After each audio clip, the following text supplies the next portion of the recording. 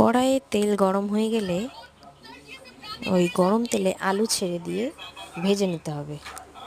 ভাজা ভাজা হয়ে গেলে আলুগুলো নামিয়ে নিতে হবে।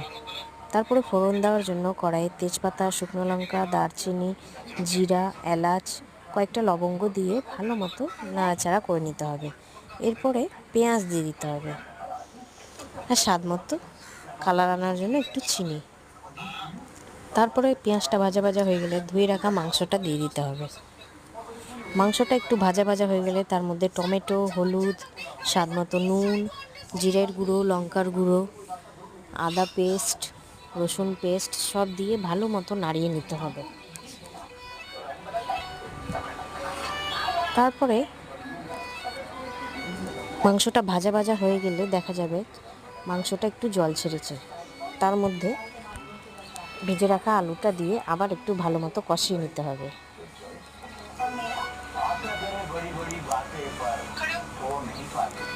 তারপরে কষানো হয়ে গেলে অন্য একটা পাত্রে গরম জল গরম করে সেই মাংসের মধ্যে দিয়ে দিতে হবে।